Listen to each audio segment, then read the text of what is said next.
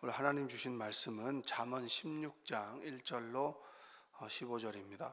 교독해서 읽도록 하겠습니다.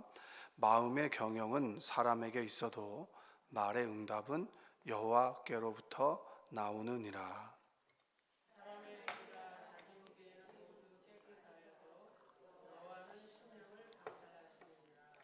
너의 행사를 여호와께 맡기라. 그리하면 내가 경영하는 것이 이루어지리라.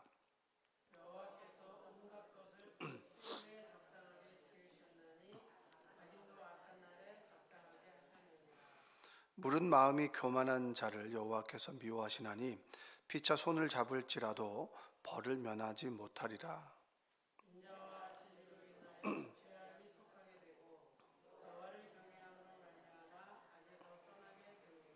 사람의 행위가 여호와를 기쁘시게 하면 그 사람의 원수라도 그와 더불어 화목하게 하시느니라.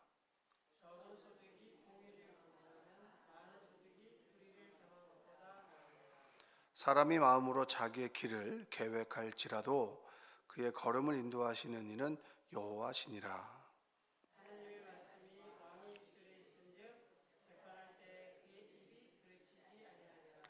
공평한 저울과 접시 저울은 여호와의 것이요 주머니 속의 저울 추도 다 그가 지으신 것이니라.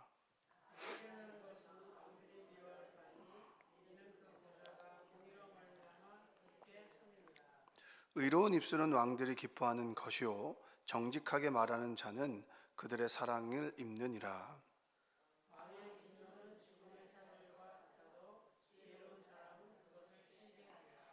함께 읽겠습니다. 왕의 희색은 생명을 뜻하나니 그의 은택이 늦은 비를 내리는 구름과 같으니라. 아멘. 오늘도 하나님의 은혜가 여러분의 삶 가운데 함께 하시기를 주님의 이름으로 축복합니다. 여러분이 자녀에게 유언을 한다면 어떤 말을 하고 싶으십니까? 여러 가지 말이 있겠죠. 알렉산더는 자신의 죽음을 측근들에게 이렇게 유언을 먼저 했습니다. 뭐라고 했냐면, 내가 죽거든 묻을 때 손을 밖으로 내보이도록 해라. 이렇게 죽을 때 관 밖으로 손을 이렇게 내보이라고 한 거죠. 왜 그러냐니까 의아하게 생각하니까 알렉산더가 이렇게 생각했습니다. 세상 사람들에게 천하를 쥐락펴락했던 이 알렉산더도 빈손으로 와서 빈손으로 간다. 이게 이제 알렉산더의 유언이었다고 이렇게 얘기를 합니다. 여러분, 멋진 유언입니다. 여러분들도 자식에게 남길 수 있는 유언을 생각해 놓은 것이 있으세요? 생각해 보지 않으셨으면 생각해 보셨으면 좋겠습니다. 잠언 16장 오늘의 말씀을 내가 내 자녀들에게 남길 수 있는 유언이라고 생각한다면 이 말씀이 조금은 달리 다가올 수 있겠죠. 인생에서 마지막 말을 전한다면 16장의 오늘의 본문에서 한 문장으로 요약한다면 전 이렇게 말씀드리고 싶습니다. 하나님이 하시면 된다. 이겁니다. 따라서 해볼까요? 하나님이 하시면 된다. 그럼 반대로 얘기하면 하나님이 안 하시면 안 된다는 거예요. 근데 우리는 그것을 너무나 잘 알고 있는데 문제는 내 뜻과 내 계획대로 자꾸 하려고 하는 게 문제겠죠.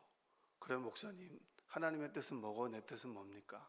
그건 하나님께 직접 물어보면 됩니다. 말씀대로 하면 되는 거죠. 그렇죠? 내 욕심이 들어가면 안 되겠죠. 그러나 하나님께서는 하나님의 자녀들을 항상 선한 곳으로 이끌어 가신다라고 하는 신뢰와 믿음이 있다면 우리의 삶은 좀 안정감이 있겠죠. 한번 볼까요? 1절 한번 읽어보겠습니다. 마음의 경영은 사람에게 있어도 말의 응답은 여호와께로부터 나오느니라. 경영 나오는데, 경영이라고 하는 뜻은 다른 번역에서 보면 계획이라고 합니다. 그래서 계획은 사람이 세우고 결정은 하나님이 하신다.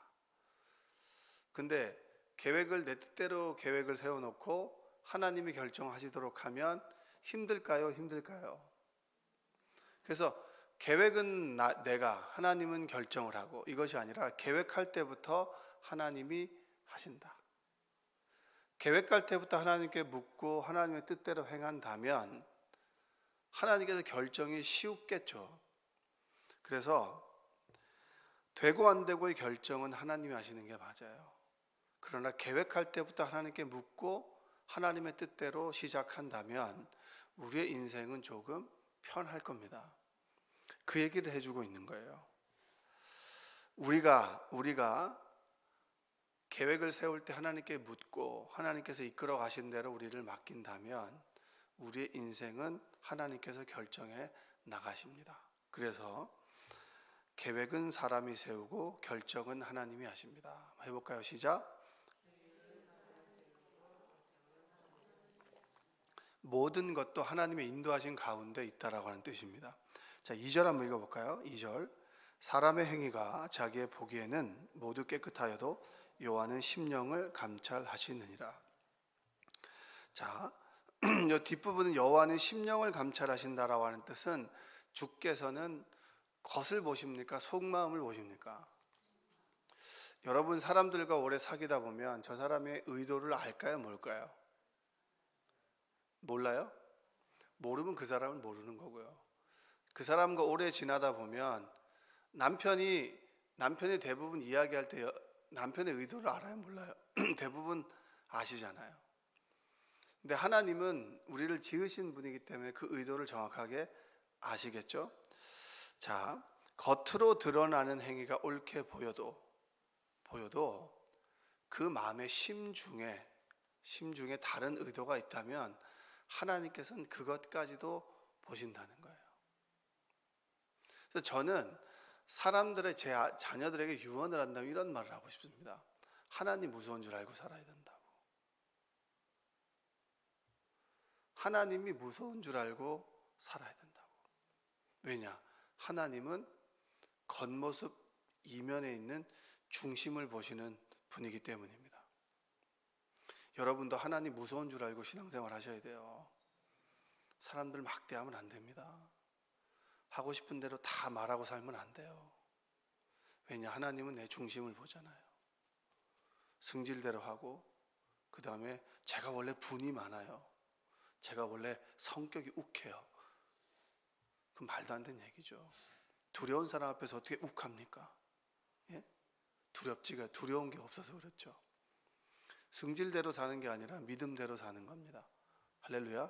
한번 따라서 해볼까요? 승질대로 사는 것이 아니고 믿음대로 사는 겁니다. 여러분의 믿음은, 믿음의 진가는 누구에게 나타나는 줄 아세요? 가장 가까운 가족에게 나타나는 거예요. 가족에게 막대하고 밖에서는 이거 아니지 않습니까? 다 알아요.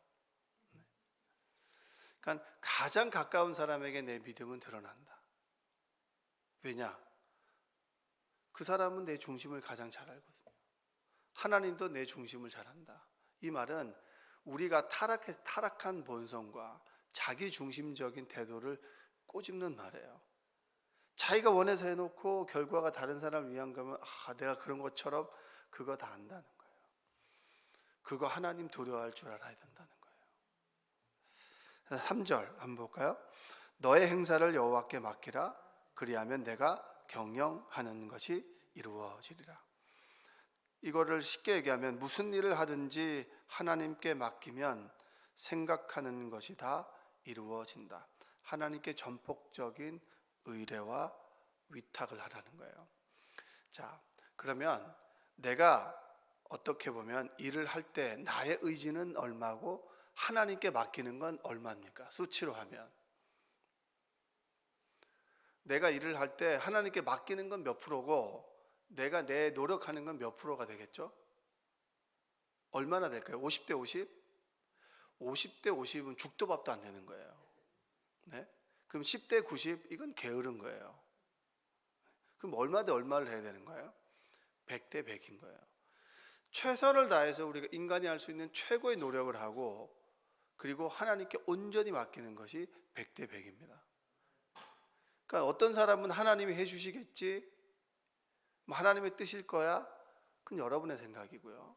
최선을 다하고 눈물을 흘리면서 기도하고 하나님께 100% 맡기는 거, 이것이 바로 우리가 하는 무슨 일을 하든지 내가 하는 거 100, 하나님께 맡기는 거 100. 그리하면 우리 하나님께서 내가 생각과 내 입술을 주장하셔서 하나님께서 이끌어 가시더라.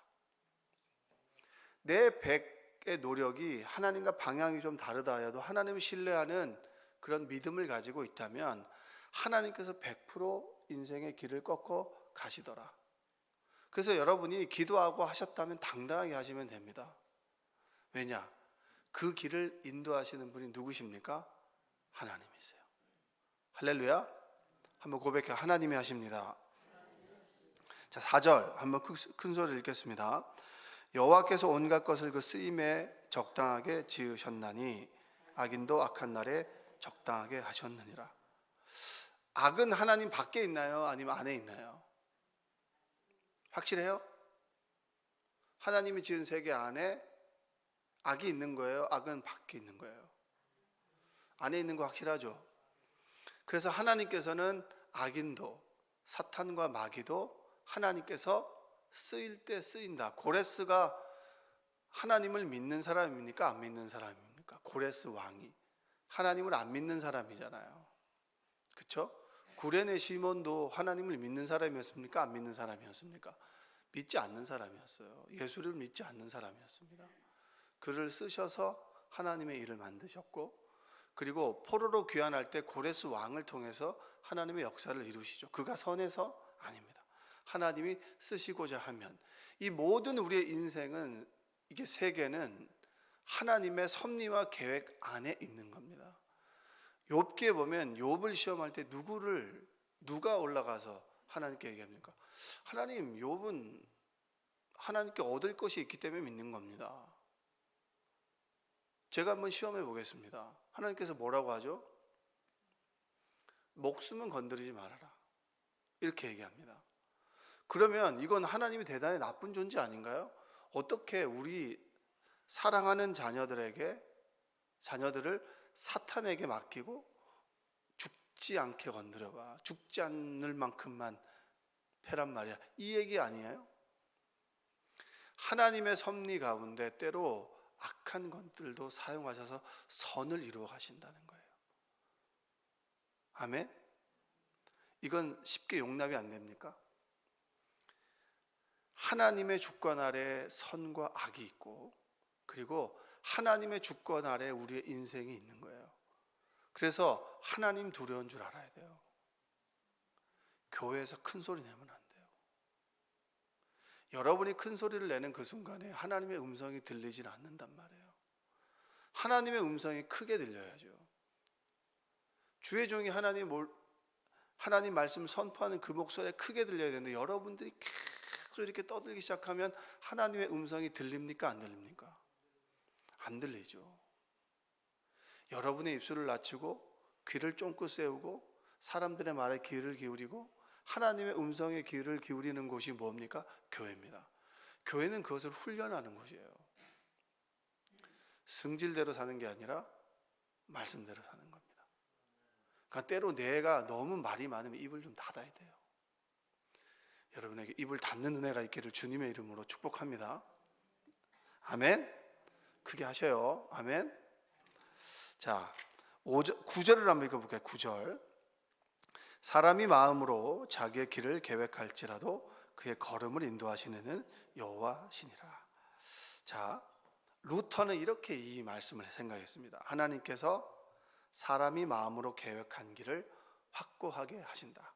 그럼 우리는 길을 세우면 하나님께서는 그 길을 다져주신다는 뜻인데, 이건 이렇게 해석하면 조금 문제가 있습니다. 그래서 어떻게 해석하냐면, 여호와께서 그 사람의 걸음을 결정하시고 직시하시며 인도하신다, 이렇게입니다. 하나님께서 처음부터 끝까지 다 해나가신다는 거예요. 그걸 믿고 신뢰하고 하나님의 뜻을 구하고 그 말씀대로 살아가려고 애쓰는 삶이 믿음의 사람들의 삶입니다. 어느 목사님이 죽음에 이르렀을 때 유언을 했습니다. 유언을 했는데 자녀들에게 한 말씀을 좀 하시라고 하니까 그분이 온화한 음성으로, 첫 번째, 하나님이 나를 지으시고 나를 만드시고 나를 세상 가운데 지켜주심을 꼭 믿고 살아가세요, 이렇게 했습니다. 자녀들에게. 그리고 또 하실 말씀이 있냐 그랬더니 좀 힘주어서 막 흥분된 그런 목소리 힘을 내어서 내가 대장 되지 맙시다. 하나님이 대장 되시도록 내가 대장 되지 맙시다. 가정에서도 여러분이 대장 되신 게 아니잖아요. 하나님께서 이끌어 가시도록 하나님이 대장 되셔야 되잖아요. 그리고 내 인생에 있어서도 내가 대장 되는 것이 아니라 하나님이 대장 되시고 이끌어 가시도록 그분을 전폭적으로 신뢰하는 겁니다. 그게 오늘 잠언 16장에 있는 말씀이에요. 저희 어머니가 늘 이제 항상 신앙적인 교훈으로 두 가지를 얘기해요. 하나님 무서운 줄 알고 살아야 된다고. 그리고 두 번째는 죄에는 대가가 있다고. 죄 짓고 회개하면 끝이죠. 하나님은 용서하시지만 그 죄는 내가 대가를 치러야 되는 게 있는 거예요. 내가 누군가에게 상처 주죠. 내가 상처 입은 날에 저 사람이 뭔데 나에게 상처를 줘? 교회 다니는 사람이 그럴 수 있어. 그 생각하기 전에 내가 말로 누군가에게 상처를 줬는지를 생각해야 돼요. 떠오르지 않아요? 하나님께 물어야 돼요. 하나님, 제가 이런 일을 당했는데 내가 누군가에게 상처를 준 일은 없습니까? 내가 누군가에게 마음을 아프게 한 일은 없고 내가 누군가에게 정말 가슴 후벼 파는 말을 하지는 않았습니까? 그걸 생각하셔야 돼요. 그래서 저를 정말 힘들게 했던 사람들이 있을까요? 많을까요? 그거 어떻게 알아요, 여러분들이? 척보면 알아요? 근데 저는 그분들을 놓고 기도할 때 어떻게 기도하냐면 하나님께서 나를 다루시고 빚어가실 때 쓰임받는 천사라고 생각해요. 여러분들이 천사가 안 되시기를 주님의 이름으로 축복합니다. 예? 마음 아픈 걸 가지고 주님께 나아가서 기도합니다. 때로 원망하기도 하고 그 사람에 대한 원망이 있기도 하죠. 그런데 어느 순간에 보면 하나님께서 그분을 통해 나를 다루시는구나. 그러면 어느 순간인가 미움이 싹 사라져요. 하나님을 두려워하며 살면 여러분 되시기 바랍니다. 그리고 우리가 지은 죄는 분명히 우리가 대가를 치러요. 대가를 치르기 전에 죄에 대해서 민감할 수 있고 회개할 수 있고 다른 사람에게 사과할 수 있고 또 진심으로 주의 사람들을 대할 수 있는 여러분이 되시기를 주님의 이름으로 축복합니다. 기도하겠습니다. 사랑과 은혜가 풍성하신 아버지 하나님 감사합니다. 주님께서 우리를 주님의 전으로 불러주셨습니다. 우리가 계획하고 그리고 또 우리의 계획대로 이루어지기를 원하지만 우리의 계획도 하나님의 것이요 이를 결정하시고 이루어 가시는 분도 하나님이신 줄로 믿습니다. 얽혀있는 실타래처럼 묶여있는 그런 어떤 여러 가지 삶 속의 일들 속에 고민하며 아파하며 기도하는 우리 성도들이 있습니다. 하나님께서 필요한 것을 주시고 좋은 것을 주시는 것을 믿고 아버지를 신뢰하며 이 시간을 견뎌나갈 수 있는 용기를 허락하여 주시옵소서. 또한 여러 가지 상처로 이해할 수 없는 하나님의 계획으로 오늘 하루를 살아가고 있다면 하나님이 이루실 일들을 기대하는 소망을 우리에게 허락하여 주시옵소서. 오늘도 기도할 때 나를 위한 기도를 넘어서 우리를 위한 기도하게 하시고 교회를 세워가는 기도가 되게 하여 주시고 대통령을 뽑는 우리 사전선거 기간과 그리고 본투표 기간이 있는 여러 가지 일들 속에서 자와 우가 나뉘어지지 않고 서로 하나 되어 우리 조상들이 눈물로 기도로 그리고 말씀으로 세웠던 이 대한민국이 하나 되게 하여 주시고 자영업을 하는 사람들, 사업하시는 분들, 모든 분들이 근심이 웃음으로 바뀔 수 있는 좋은 지도자가 세워질 수 있도록 주님 인도하여 주시옵소서. 오늘도 기도할 때 크신 하나님을 경험하게 하시고 하나님을 두려워하게 하시며, 또한 죄는 꼭 대가가 있다라고 하는 것을 깨닫고 말 하나라도, 표정 하나라도 다른 이에게 상처 주지 않도록 주님 도와주시옵소서. 예수님의 이름으로 기도합니다. 아멘.